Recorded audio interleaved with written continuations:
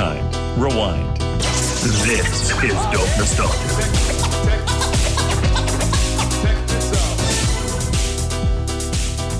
Hey everybody, welcome to episode 264 of Dope Nostalgia Podcast. I'm Naomi, your host. Today's special guest has a show too. It's called Beyond the Album Cover. You can find it on Spotify. You can find it on YouTube. Just Google him, Beyond the Album Cover with Jarrell Mason. He is one of the most knowledgeable guests I've ever had when it comes to history of music. It's incredible the amount of stuff he knows. So I'm so happy to always chat with him and get a real education. We decided to talk about I'll Be Sure tonight. And I think you guys are going to like it. We have all kinds of other topics come up too. So it's a real mishmash of stuff and we always have fun. Here's a little bit of background information on I'll Be Sure. Wikipedia moment.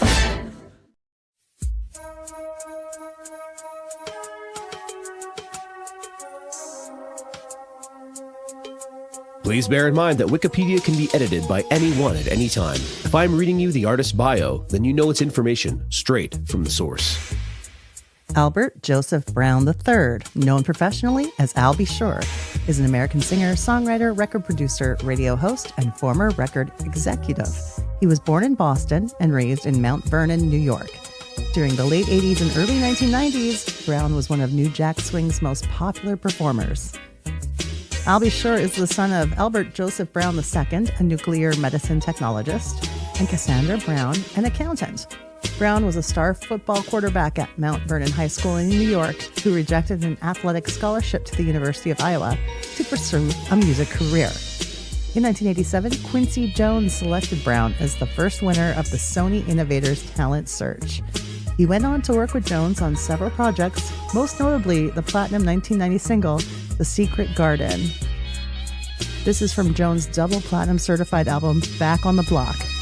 On this recording, Brown was one of a quartet with Barry White, El DeBarge, and James Ingram.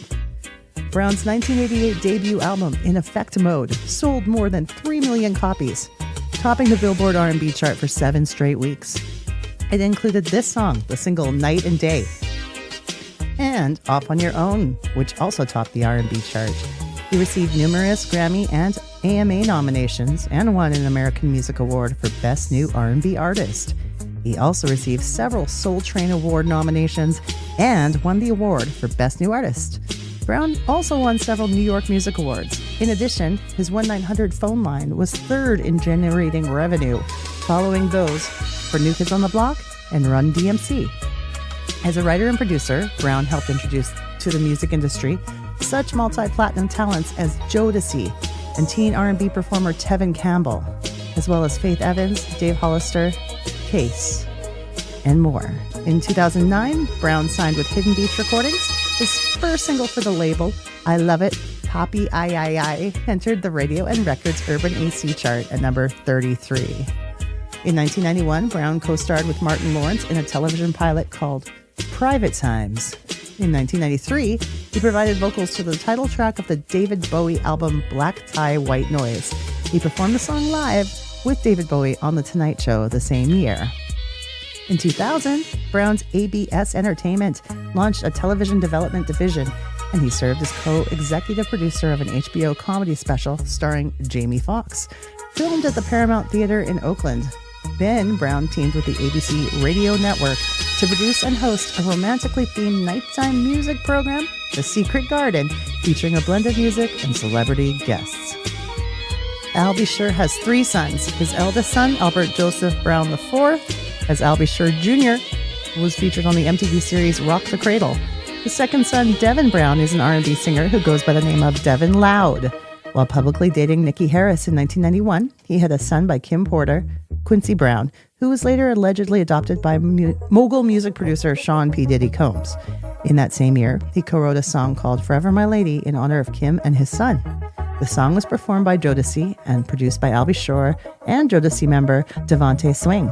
He then started a relationship with singer Karen White in 2012. There is rumor online of a new relationship.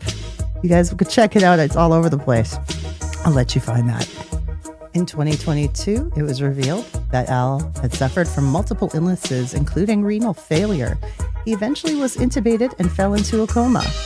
He received a liver transplant and has been recovering since 2023. Huge career. So many things happened to Albie Shore, and we're going to talk about that today with Jarrell Mason from Beyond the Album Cover.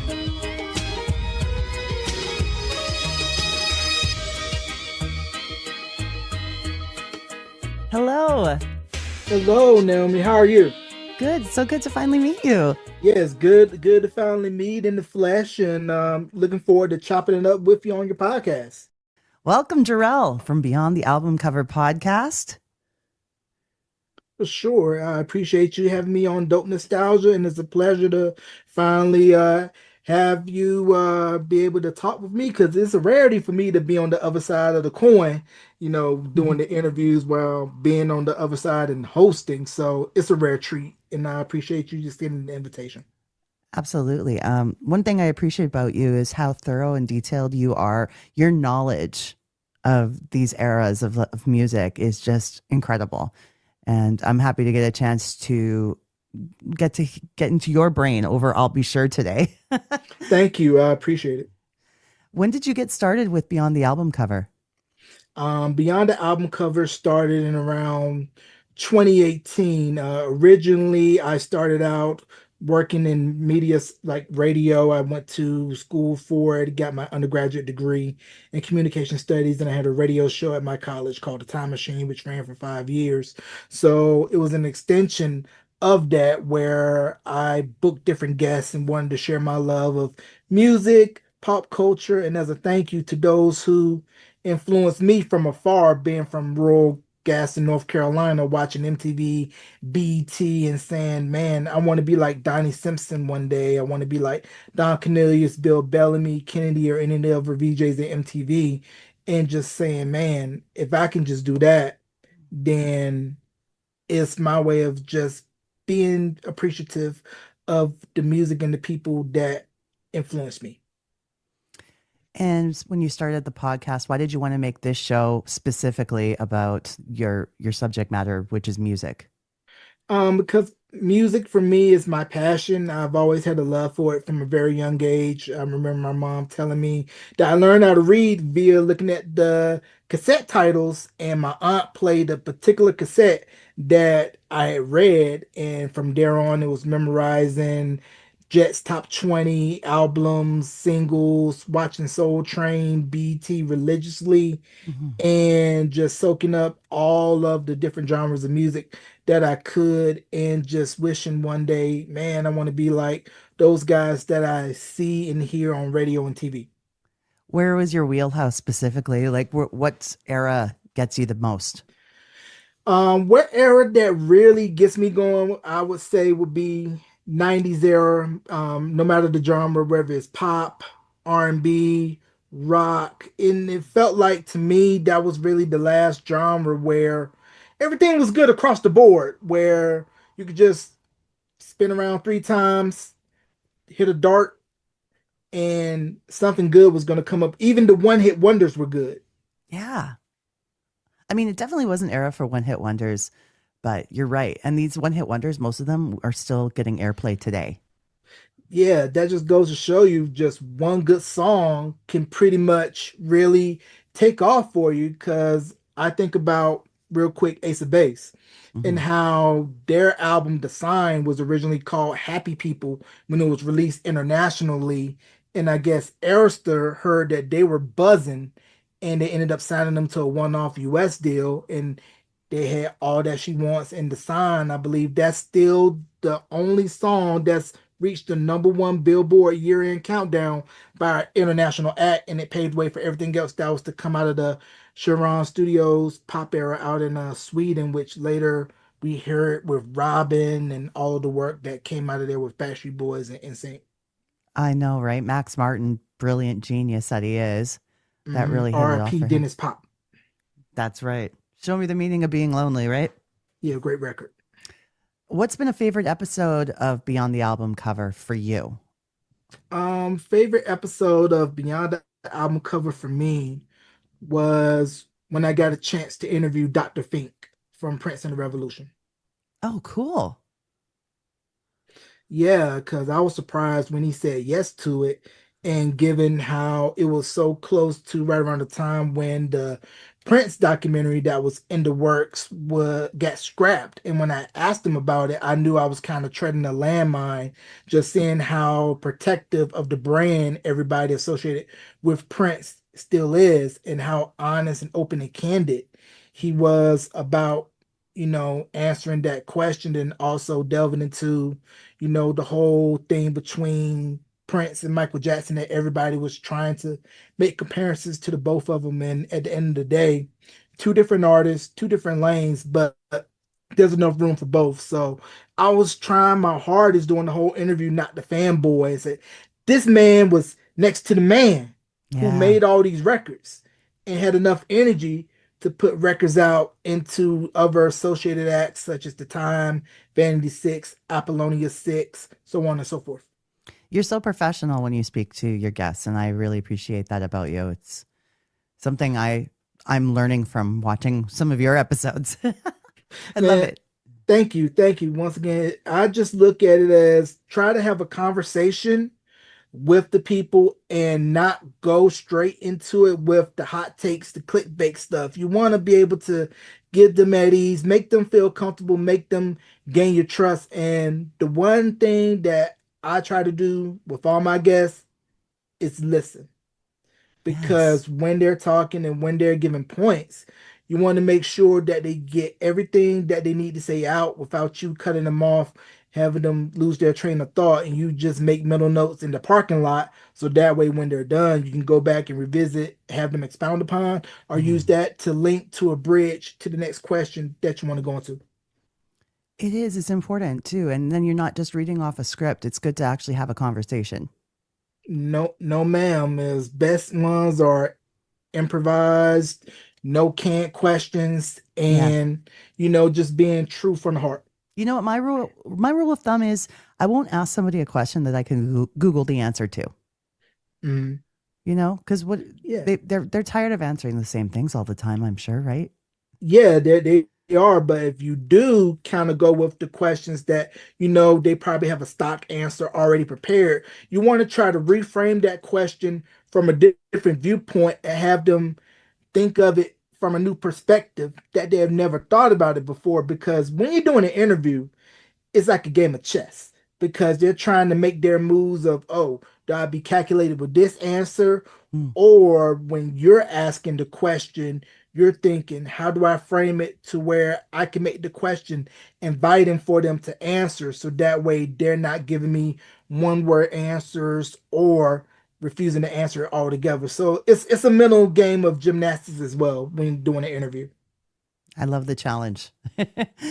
One good interview I saw, you know how I came across you was actually I was trying to find information on 90s pop star Jeremy Jordan.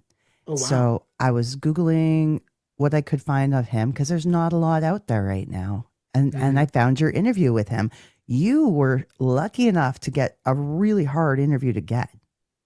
Yeah, I know. Big shout out to Sam Ross. He helped me hook me up with Jeremy, and Jeremy agreed to do the interview. And like you said, he's a rare get because you rarely hear anything on him. And I was surprised that he was open and receptive to Hmm. it, because I told him when I interviewed him that I felt like his Try My Love album was the precursor and the link to what we later saw when Justin broke out solely from NSYNC with Justified. Yeah. And I think it would have been very flattering for him. And since we're going to be talking about I'll Be Sure tonight, I'll Be Sure did Do It to the Music off of Try My Love. Oh, that's right. There's the link right there. How, how did you discover I'll Be Sure and what appealed to you the most about him? Well, it all started in rural Gaston, North Carolina, when I was a twinkle in my daddy's. No, no, no, really. But I can remember watching Video Soul and seeing the video for Night and Day, and Night and Day was a crossover hit for him. It went top 10 R&B, top 10 pop, and also was a hit on adult contemporary radio as well. And then, of course, seeing him on Soul Train and hearing him on the radio constantly that what made me fall in love with him. And of course, when In Effect Mode came out in 1988, although I was 3 at the time. And looking at it now, you see how that album really helped shape what we would come to know as the R&B subgenre of New Jack Swing. And I Mm. also should make a mention, I had a chance a couple of years ago on my podcast to interview Cal West, who was Albie Shore's cousin and also songwriting production partner. I really am a huge fan of New Jack Swing. And the funny thing for me is I actually wasn't aware of too much of Albie Sure's work until I did some research. Oh, wow. I think it's just Wow. because his songs in Canada, because I'm up in Canada, Yeah. I don't think he got a lot of chart time in Canada. Yeah, yeah, which is the weird thing because when you think about it, this was pre-internet where the world was a lot bigger and how it was harder for acts to cross to different countries where you're only known in the US, Hmm. but you're not big in the other countries, almost similar to how, when Backstreet Boys and NSYNC had to first go over to Europe to cut their teeth before breaking big stateside when pop was okay in the US after Spice Girls and Hanson said, okay, US, pop music is in again, grunge and everything, go to the wayside. And they were smart to go over to Europe because they were following on the heels of Take That's breakup, which led to Robbie Williams being an international solo star, except for moderate success here in the States. But NSYNC and Backstreet Boys are able to ride that wave of Take That, E17, Boyzone, Bros, all Yeah. of those that emanate and just really just find their lane, find their niche. And I just kind of think, certain things only appeal to certain people in certain countries. And I think maybe that was the case with Al B not really breaking in Canada, but I'm not sure how the black music scene was in Canada Hmm. at that time, where you might have had, Michi Me, MCJ, Cool G, Yeah. Too Bad to Be True, which I found interesting because to me they were like they saw what ABC, Another Bad Creation, and Crisscross was doing down here in the States and said, let's add our swag to it. So it's Hmm. interesting to see other countries' take on what's popping here in the US. It really is. We definitely, I found our chart was definitely pop and rock orientated, and not as much R&B. But I think like because I was such a child of Much Music, if it was on Much Music and there's lots of R&B and hip hop on there, then I'd get to see it and embrace it. Mhm. Yeah, for those who don't know, Much Music is pretty much the Canadian equivalent to MTV, and it pretty much, if you know anything about, Canadian pop culture, Much Music is it. And the name of the dance show that aired on Much Music escapes me. It was something circus. Electric Circus. Bingo. So Yeah. I only saw Much Music at my grandmother's house because she had satellite. Yeah. Yeah, so and I remember maybe back around 97, 98, they did a US version of Much Music, which was much like MTV in the States. But when you see the Canadian Much Music, you got open and exposed to all these acts that you never thought, like, hey, you know, this act could possibly have a chance to break here in the US. And it was because of Much Music and Backstreet Boys exploding in Canada and all the explosion over there leaking to the Canadian US border states bordering Canada. That's how Backstreet Boys started to get their buzz here in the States. Yeah. Yeah, so there's something to be said for what was going on at Much Music. They had some really good shows on there too that were like more R&B centered, like Soul in the City, Mm. Rhapsody, the Extended Mix. There was quite a few shows that had like a good mix of different music. So I definitely give a lot of credit to Much Music for giving me music education. Yeah, it's definitely that because when you kind of hear stories from other countries about how R&B music, rap really wasn't as celebrated and heralded like it is in America. Hmm. And how, if we look at our people over in the UK, they had pirate radio where you had Kiss FM and all these other different stations that would just pop up at random to play music that BBC One, BBC Two, Capital Radio, which would be the equivalent to top 40 in the States, Hmm. that it wasn't getting played at the time. So it wasn't until 1990 that Kiss FM in the UK became a legal radio station, and that's where that explosion started to happen over in the UK. But Hmm. it's interesting looking at it from the American lens and saying like, oh, R&B, you really had to go underground for it, whereas in America, it was readily available, easy accessible, thanks to BET, R&B radio, MTV, and Mhm. all these other outlets that really showcased R&B, and that, you know, because of R&B and rhythm and blues, it's derivative of other genres of music as well. And that's a whole nother conversation for a whole nother day. Yeah. And so learning about Al B. Sure, of course, like I didn't know that he was basically discovered by Quincy Jones. Yeah. So the story Yeah. with Val B was that he was playing football in high school. He's from Mount Vernon, New York. A lot of famous entertainers from Mount Vernon and actually had a scholarship to go play football at University of Iowa. But what ended up happening was he entered in this contest, the Sony Innovators Talent Search. And I guess through this contest, Night and Day was one of the records that was submitted. And that record won.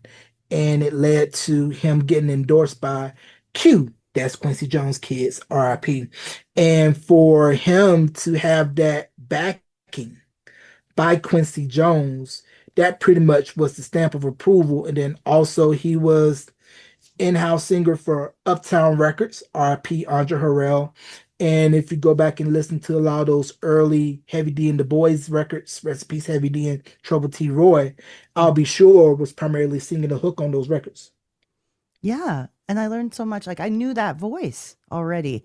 And he does primarily use his falsetto quite a bit.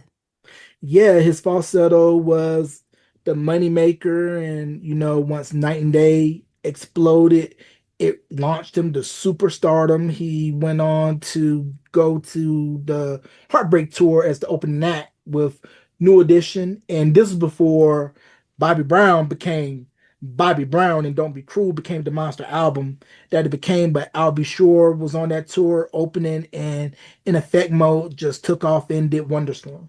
Did you know he had a 1-900 phone line?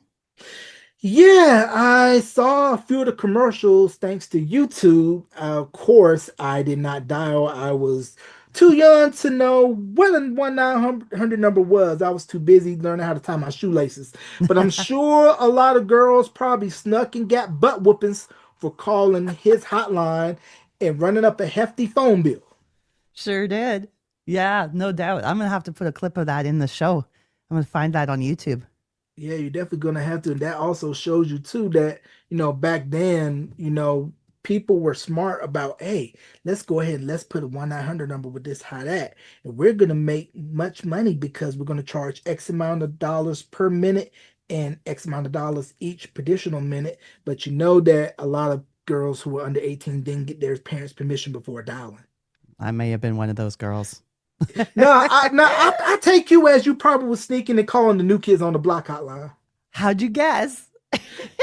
Hey man, I just know, 1-900-909-5 kids, I believe that was the Yeah. number. Definitely don't use that, kids. But but they were raking hand over fist as far as with that 1-900 number and all the merchandising with Hmm. the dolls, the bed sheets, and then to see how they're able to still be relevant to this day with their Vegas residency and dining with the Blue Blood spinoff Boston Blue. Hmm. And to think about it, Maurice Starr had a hand in shaping the modern day boy band with New Edition and New Kids on the Block. And that was another interview that I had in my career that I was excited to do. I was able to interview Maurice Starr. That is amazing. Is that up on your channel? Yeah, it's up on my channel, up on the streaming platform. So, a lot of my archival interviews are up on my Beyond the Album Cover streaming page, where you can find throwback interviews with Maurice Starr, with Danny Wood, Nina Black with MTV, Donnie Simpson video. So, just Mm. to name a few. So, in addition to the newer content with Beyond the Album Cover, you can also find the throwback content from the Time Machine from the Hmm. years 2004 to 2009. Okay, cool. Everybody better check that out. I know I'm going to check out your Maurice Starr interview. Did you know I just got back from Boston, my first trip there? How was that? I got to experience so much in such a short amount of time. I had a good friend who drove me around to show me all the sites, especially all the New Kids history. I got to go to the House of Hits, Maurice Starr's home, where he worked on New Edition and New Kids on the Block stuff. There's a historical plaque on the building. Wow, that's Yeah, crazy. Boston is one of my bucket list destinations to go visit. Of course, like you, big New Kids fan, so I will go to check out a lot of the New Kids haunts and New Edition haunts as yeah. well. Michael Bivins basketball court, and to say, this is where two groups who helped shape pop culture Hmm. started, and that, New Kids on the Block. For those people who do not know, I'm gonna set the record straight like I've always had. New Kids have always been R&B to the core. Maurice Starr saw what he did with New Edition, said, "Let me put this together because I know it'll do gangbusters." And Please Don't Go Girl was originally marketed as an R&B record. They put out a bootleg video, let's be honest, Yes, we and love that video. it was on BET. Nobody else saw it unless you had BET or any urban music video outlets that play R&B. And what happened was a pop DJ out in Florida saw that video on BET, started playing Please Don't Go Girl, and then that's when the pop explosion happened for New Kids. Hmm. Um, I know I always get sidetracked. It's so easy to get sidetracked. I'm sorry, Jarrell. No, no, that's fine. That's fine. We're I both love music lovers, just having a good conversation about music. Absolutely. I love going down those rabbit holes. So, as far as I'll be sure goes, have you ever had the opportunity to see him live? Never had the opportunity to see him live, but looking at a lot of his past YouTube clips when performing on Showtime at the Apollo, Soul Train, I'll Be Sure was definitely a performer that really gave you a good show, and he had the songs that pretty much backed it up from Night and Day to Rescue Me, Off on Your Own Girl, Naturally Mine, that whole In Effect Mode album, he was able to milk until 1990. That's when he put out the Private Times and the Whole Nine album. That's a great album title. I love it.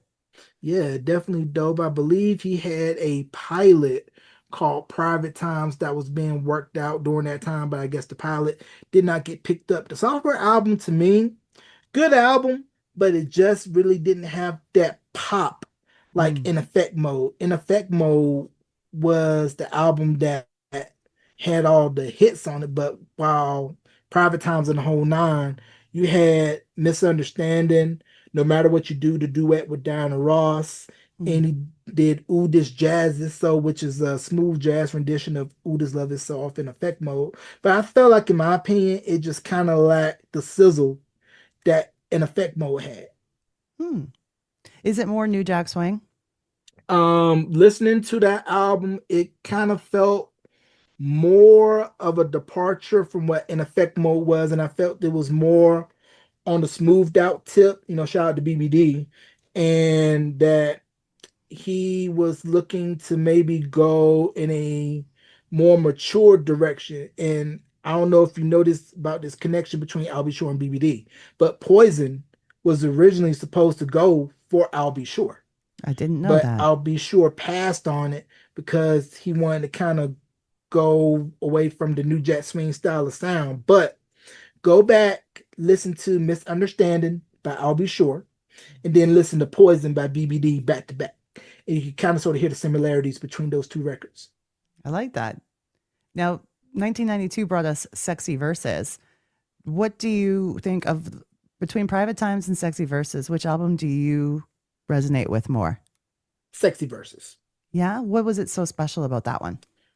Sexy Verses for me, although I was 7 at the time, but you could just hear a more mature I'll Be Sure, and the songs were better depth, songwriting, production, smooth as always with him and Kyle West, who to me doesn't get enough credit for what he's done with Albie's production, Tevin Campbell, and everybody else that he's worked with. Shout out to Kyle West. But it just felt like he really found his lane, really found his groove with Sexy Verses. And it was an album that really showcased the depths of his vocals and songwriting and producing. And the amount of artists he's worked with, you mentioned Tevin Campbell, of course, the prodigy. Tevin Campbell, yes, ma'am. Tevin Campbell out of Waxahachie, Texas. Of course, Jodeci from my neck of the woods, North Carolina. Mm. And the list goes on. And then, of course, as we know, with Al B and what he's done for the industry, he is the backing vocals for You Can Call Me Crazy by Guy. Yeah. And with that record was supposed to go on in effect mode. I had asked Kyle West this, and he confirmed that that record was supposed to go on in effect mode for I'll Be Sure. But what happened was that song actually ended up being on Guy's debut album, which came out in '88, and they just kept Al B's backgrounds on the vocals. Okay. Yeah, no, he's had a lot of collaborations. Can you feel it, baby? I can. You're feeling kinda right now, honey.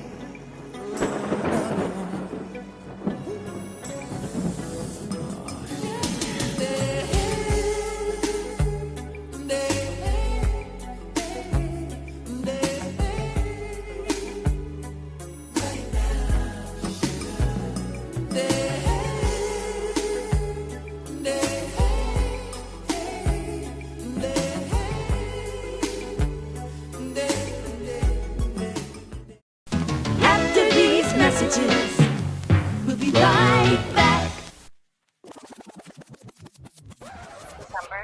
Hello, listeners. It has been such an experience doing this show for the last 5+ years, but it gets expensive. If you didn't know, there's a lot of costs that go into making a podcast. That's why we have our Patreon page, patreon.com/dope nostalgia. That's where you can go and subscribe, get all the extra details, bonus videos, and early podcast release for as little as $1 a month. Please subscribe today and help support one of your favorite podcasts. Yo, what's up? This is Trust 1/5 of the 90s R&B group High Five, and you're rocking with the Dope Nostalgia Podcast. Hey there, welcome to Rewind Rewatch. I am the oldest sibling, Andreen. And I'm her brother, Joel.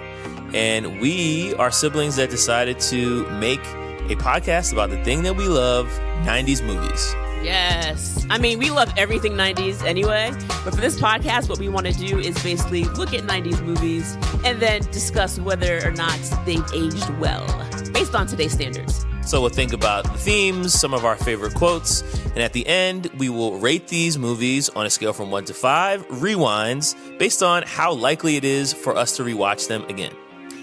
How do you think we'll rate your favorite 90s movies? You gotta listen in to find out.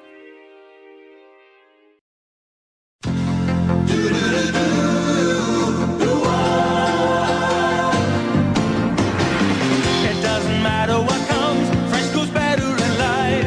With Mentos fresh and full of life. Nothing gets to you, staying fresh, staying cool. With Mentos fresh and full of life. Fresh goes better, Mentos fresh. Fresh goes better with Mentos fresh and full of life. Mentos, the fresh maker. You mentioned too that he was going to do a television pilot in 1991, Private Times, with Martin Lawrence. Yeah, which was crazy.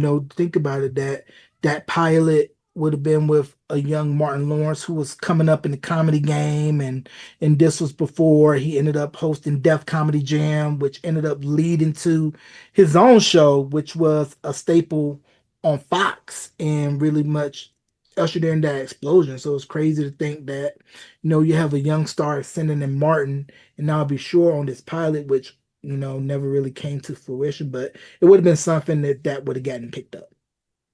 Oh yeah, he ended up also creating a ABC radio network nighttime music program, The Secret Garden, with celebrity guests as well. Yeah, which was really good because I'll Be Sure his speaking voice is perfect for radio, that low, deep baritone. I mean, that voiceover money probably would be great, but his radio show very great, and it had artists from all genres playing R&B, slow jams where you can pretty much wine and dine your special lady, significant other, Mm. after work or whatever. You could just mellow out to it. So it definitely had a good run with that. One thing that surprised me is in 1993, he provided background vocals on David Bowie's album, Black Tie, White Noise. He performed that song, the title song, with him on The Tonight Show as well. But I did not know he worked with David Bowie. What a great thing.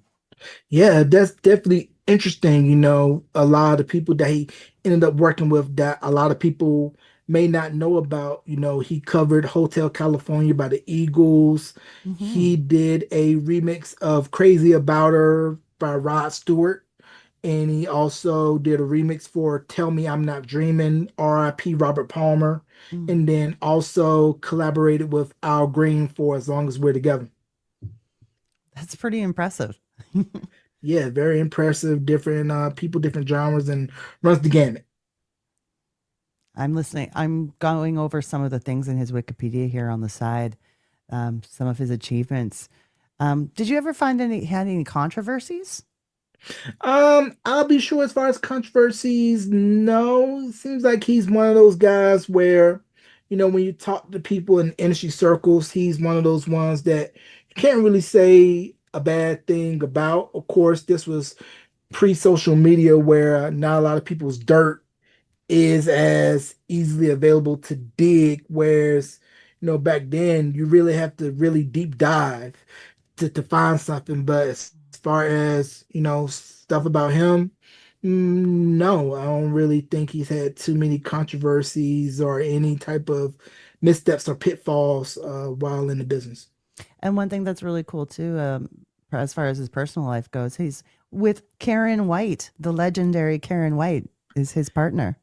Wow, which is amazing. Karen White, no slouch in her own right as well. Hmm. And it's interesting to see. And then, when you think about, like I mentioned earlier, just all of the people he's touched over the years, directly or indirectly, that his impact is still felt to this day. I mean, night and day is still heavily being sampled. And I Yeah. think I'll be sure indirectly probably paved the way for Aubrey.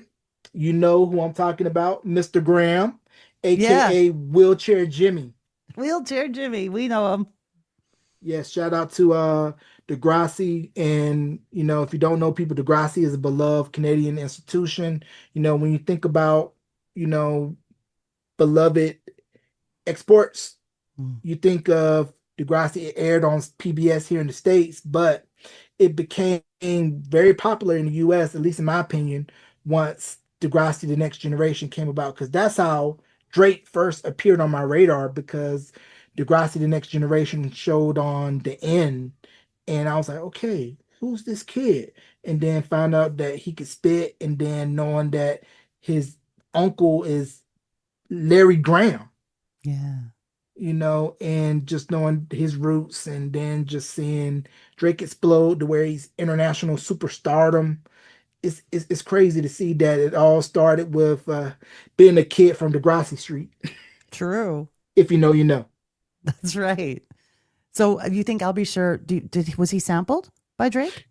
Um, I don't think he was sampled by Drake. I could be wrong, Mm. but it just kind of feels like that whole style, especially with Night and Day, kind of sets it up for the likes of the Drake. I know that I'll Be Sure Son, Quincy remade Night and Day, and PM Dawn sampled Night and Day, Mm. and a bunch of other different acts sampled, Night and Day, which there is a version online where it's a lot more grittier underground street, which kind of sounds more Teddy Riley-ish. Hmm. And the version we all know and love is pretty much the whole poppier, polished version.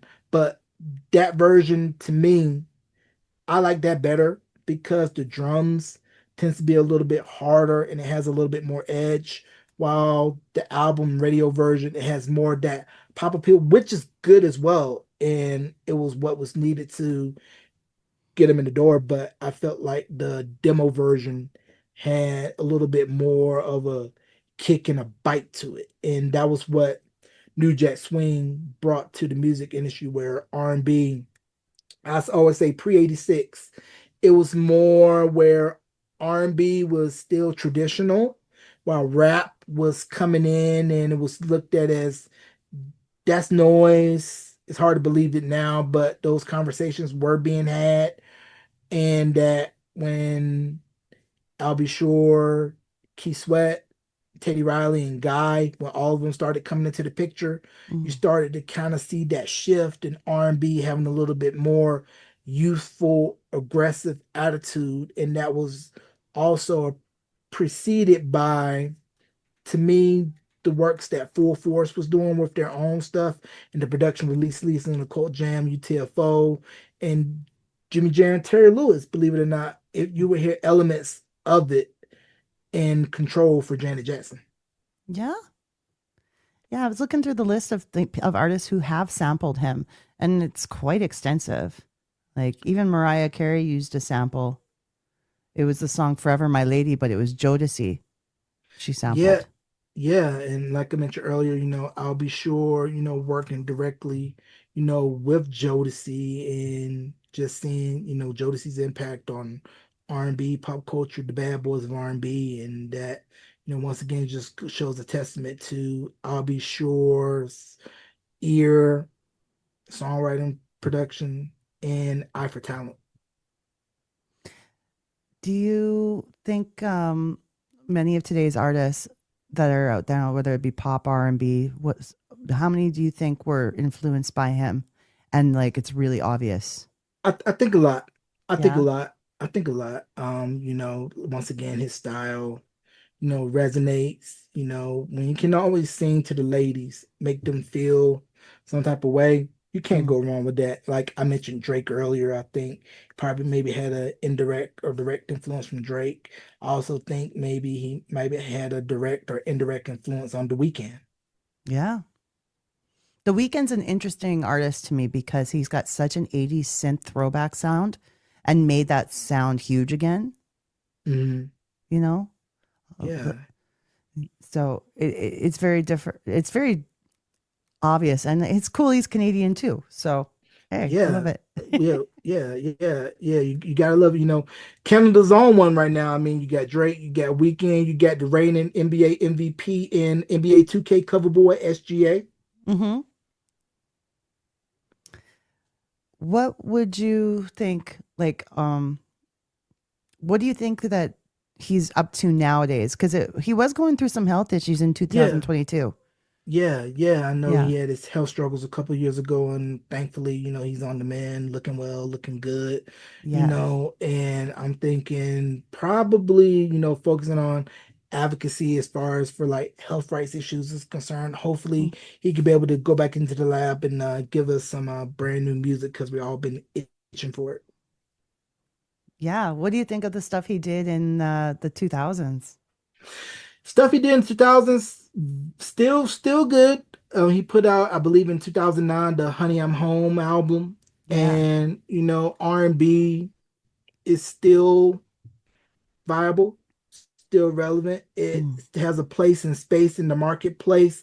Probably not as pushed like it once was back in the 80s, 90s, and further decades back, but if you definitely listen to, at least here in the States, adult contemporary radio or your various DSPs, R&B, especially on the adult side, a lot of those acts that we grew up with 90s wise, you find them in that space, and where if I get a younger audience, cool, but I'm going to stick to my bread and butter and go to the people who watched me grow from when I debuted to now their parents, grandparents, and grew up on my music. So I think it's cool, with the stuff that he came out with in the early 2000s, and to see R&B still alive in the music space. And what would you choose as a track, like your choice cut from the 90s that I should play a clip of on the show? Regardless of genre or Regardless, yeah. regardless of genre. I Mm, especially even like the deep cuts. I love to share deep cuts with people too. deep cuts. Oh, all right. Since you're talking about deep cuts, not a lot of people know about this cut. I came across this cut. I went to Walmart in 1997. Got the single.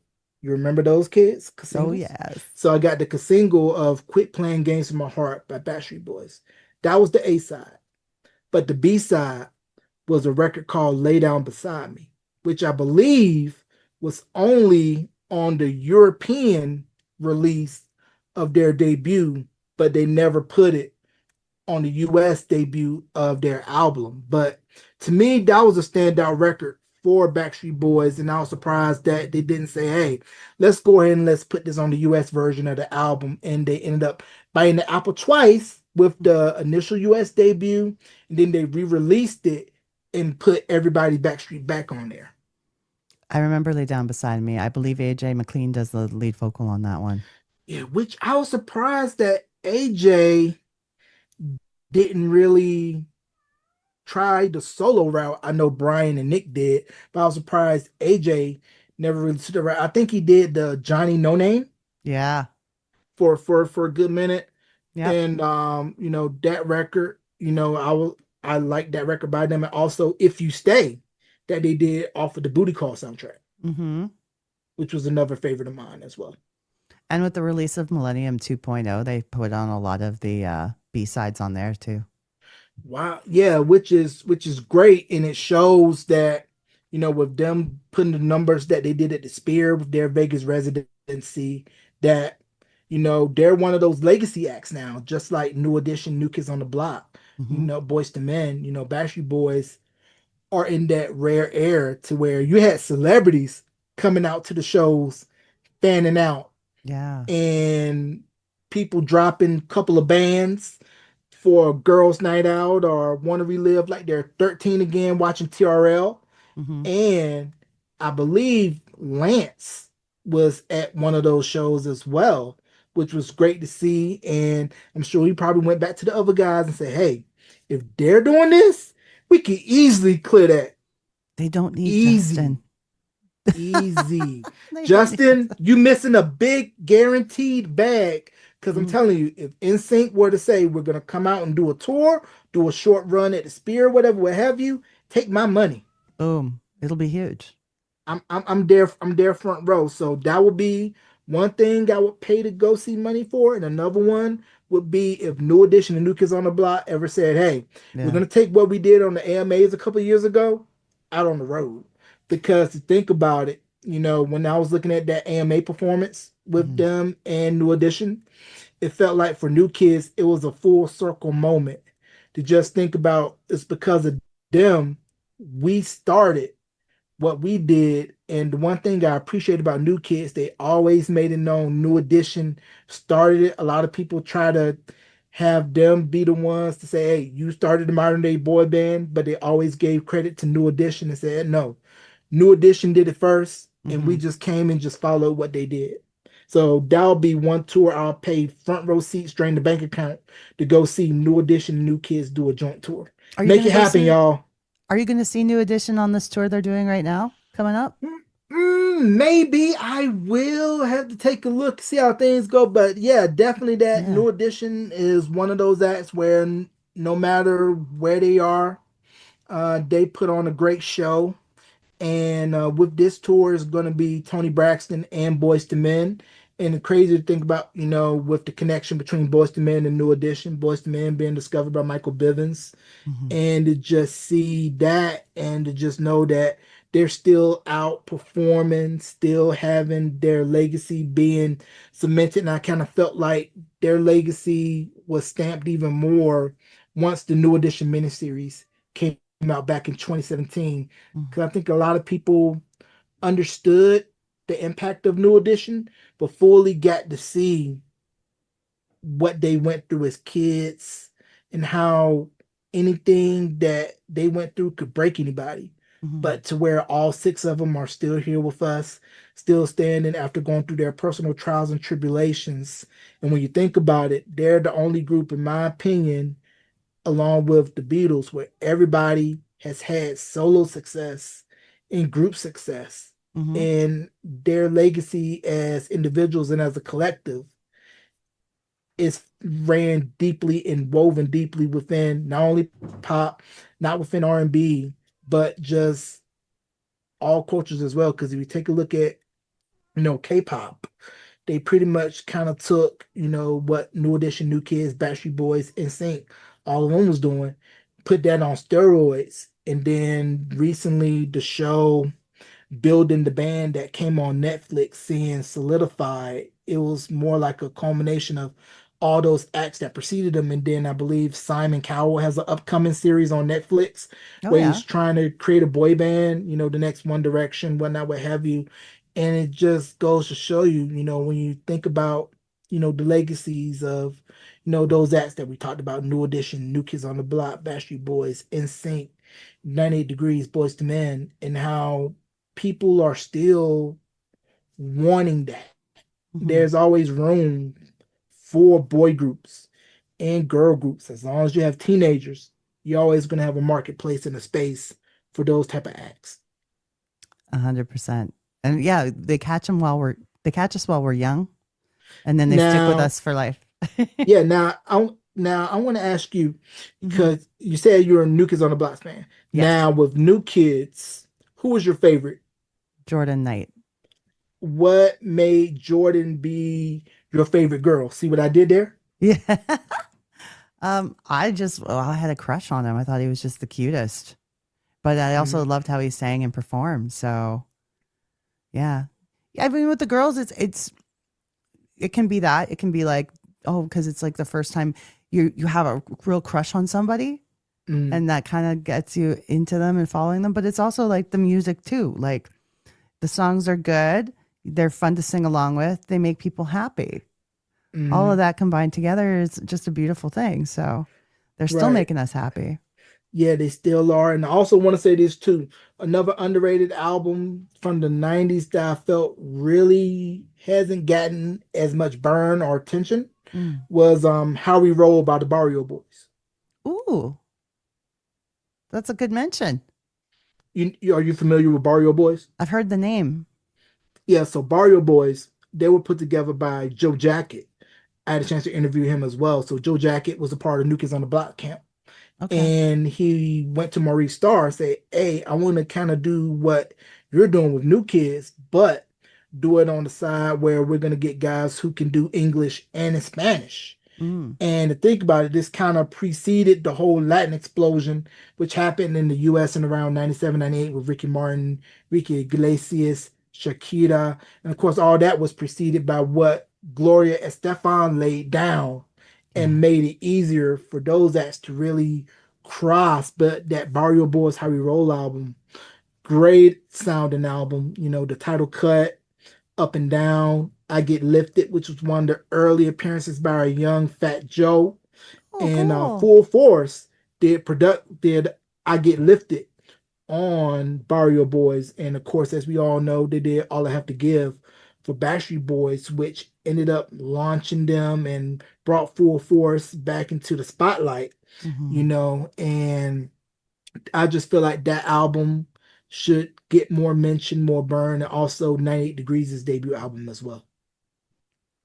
Was that the 98 Degrees and Rising, or was that was their second album? That was the sophomore. 98 Yeah. Degrees was just self-titled. It was the album Hmm. that had Invisible Man. Yeah. They were on the show. That was great. Great Oh, to chat really? with them. Yeah, I had them on the show Oh, wow. last year. Yeah, yeah. I had a chance to interview way back Jeff Hmm. from 98 Degrees, and just hearing their whole story and just how they were initially coming out to model themselves after Boys to Men. In Hmm. that first album, you could definitely hear the Boys to Men influence. And then, of course, once label heads switched, when Andre Harrell ended up leaving Motown, new label heads come in and they said, "Hey, look at what Backstreet Boys are doing. Yeah. We're gonna go in a more poppy direction," which ended up working wonders for them because Hardest Thing I Do Cherish You. Those records became huge pop hits. But once again, 90 Degrees, R&B to the core. And it seemed like all of them, great group of guys. They are. They really are, and they're still doing their thing too. We got to tell I'll be sure. Hopefully, like, dude, we'd love to have you on either of our shows. That would be incredible. Yeah. Al B, come on, we got room for you, sir. That's right. Anything else you want to add to the topic today before we wrap things up? Before we wrap, I want to say, I know this is off on a tangent, going to kind of go back to the Canadian pop side, Yeah. but to me, I wish Soul Decision would have been bigger here in the States. Agreed. Trevor did some singing on other work, like This Is What It Feels Like, that song. I can't remember who the artist is. Yeah, because I can remember, once they kind of blew up here in the States when Faded hit, and then of course, Ooh, it's kind of crazy. I was like, man, these guys are great because they're kind of like a mix of Hall and Oates meets George Michael, and just how, like, man, they were really great because I remember them opening up for NSYNC and being on TRL performing Faded when that took off. And, Yeah. I just think we got to put some respect on, the Canadian music scene because it gets overlooked, it gets understated. I mean, Canada is more than just the tuxedo with the denim, more than just hockey, more than just the Toronto Raptors, more than just maple syrup, loonies, toonies. It gave us Alanis Morissette, who originally started out as a pop artist. If you didn't know, she was doing the whole Paula Abdul thing, but That's once she right. hooked up, I believe, was it with Mutt Lange to do? No, Glenn Ballard. Glenn Ballard, yes. Yeah. Glenn Ballard to do Jagged Little Pill. That's what really took her off here. And of course, she started out doing You Can't Do That on Television, which was one of the greatest exports, which gave us a great show that came on Nickelodeon, The Birth of Slime. Canada also gave us Are You Afraid of the Dark? Also gave us a SCTV. Yeah. Gave us Lauren Michaels. Because if it wasn't for Lauren Michaels, no SNL. And so many of the cast members too. Yeah, and also Ryan Reynolds in 15. If you know, you know. But that's all I just want to say. I just want to say, just put some respect on Canada and their contributions to music, to pop culture. And Expinctor says what? Shout out to Mike Myers. That's awesome. You are an encyclopedia of musical knowledge, and I absolutely adore that. No notes. As you can see, no notes, no prep. It's all in exactly this right here. And this podcast is going to be brought to you by Pizza 967 1111. That's right. That's the East Coast. Pizza. Out here it's Pizza 73 473 7373. Yeah. Oh wow. I did not know that. I did not know that. Same company. Wow. Yeah, because I believe Tim Hortons, they're starting to expand in the US, go beyond the border Canadian states. So it's infiltrating, like I said, Canada's on one. Drake, you got SGA, and like I said, Canada is known for more than just hockey. That's right. Thanks for that respect and love. We appreciate it. Yes, indeed. We'll get you on the show again. I would love to have you on the show, and I'm so excited to one day be on your show too. Oh, for sure. Anytime you want me to be on your show, I'll reach out away, and we're looking forward to collab with you more in the future. And if I may, can I plug the podcast real quick if you don't mind? Please do. All right, so Beyond the Album Cover, you can catch it wherever you stream podcasts. Beyond the Album Cover, YouTube, Beyond the Album Cover, that's the YouTube channel where you can catch interviews with various artists, producers, people in and around the industry, and also follow the Facebook page, facebook.com/Beyond the Album Cover. All one word, people. You're a gem. Love you, Jarrell. That was amazing. No, thank you. And it's a pleasure for me to be on your podcast, the Dope Nostalgia Podcast. If you're not tuning in, you're missing out. So keep it locked to the Dope Nostalgia Podcast with Naomi. Thank you. I wish you all the best, and a Merry Christmas coming up as well. Thank you. You and yours have a happy holiday season and a blessed new year. You take care. I'll talk soon. Thank you. Bye. Bye-bye. You can follow Dope Nostalgia on Instagram at dope_nostalgia and YouTube at Dope Nostalgia Podcast. Call and leave a message on our voicemail toll free. The number is 1-888-741-9192. This podcast is licensed by SOCAN because we believe that artists should be paid for their work. Hey friends. I kind of miss getting those messages on my answering machine like we used to back in the day. What I'd really love is to hear from you, the listeners of Dope Nostalgia. This is your chance to be on the show, giving feedback, telling us what you love, what you hate, and who you'd like to see more of. Call us at our new toll-free number, 1-888-741-9192. Leave us some feedback. Your message could be played on the show. So give us a call, 1-888-741-9192. Toll free.